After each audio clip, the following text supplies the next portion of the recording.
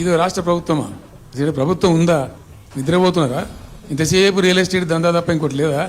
ఇల్టు భూములు ఎట్లా అమ్ముదాం, పల్టు భూములు ఎట్లా అమ్ముదాం, ఆ భూములు ఎట్లా దెబ్బ పెడదాం, ఇంకెంత కమిషన్ కొడదాం, ఇది తప్ప రాష్ట్ర ప్రయోజనాలు, నీళ్లు, రైతులు, మనుషులు లేరా? ప్రాజెక్టులు ఎందుకు 2 నెలల నుంచి 1 రూపాయి పెట్టలే?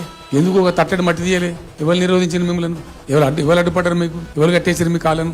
అటు పైసా పని చేయరు, నిష్క్రియాపరత్వంగా ఉంటారు. ఈ డిపిఆర్ పంపిస్తే సపోర్ట్ చేయరు. ఇలా చివరికి 45 చేయించడం రాదు. అంటే ఏం కాబోతుంది? ఎవరో ఒత్తిడి ఉంది దీని వెనుక? ఏం కుట్ర దాగి ఉంది? ఇది 2 ఏళ్ల నుంచి నేను మౌనం పాటించి చూసుకుంటూ వస్తుంది. తప్పని పరిస్థితి నేను బయలుదేరినప్పుడు ఇది తప్పదు. అటు కేంద్రాన్ని ఎక్స్పోజ్ చేస్తాం, ఇటు రాష్ట్రాన్ని ఎండగడతాం. ప్రజల మధ్యలో ఖచ్చితంగా ఇలా మొత్తం విస్తారంగా మాట్లాడినాం, చర్చించినాం. చాలా పెద్ద ప్రజా ఉద్యమానికి శ్రీకారం చుడతాం.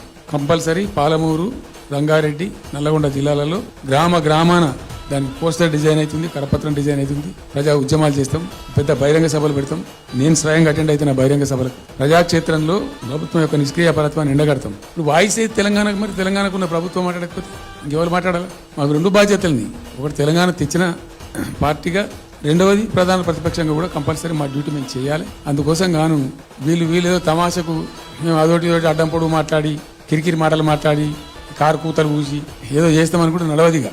ఏళ్ళ దాకా వేరే కథ, రేపటి నుంచి వేరే తోలు తీస్తాం. ఎక్కడికక్కడ ప్రజలు ఖచ్చితంగా ఎక్కడికక్కడ నిలబెట్టే ప్రయత్నం చేస్తాం. అడుగున చెక్ చేస్తాం. ప్రతి విషయంలో చెక్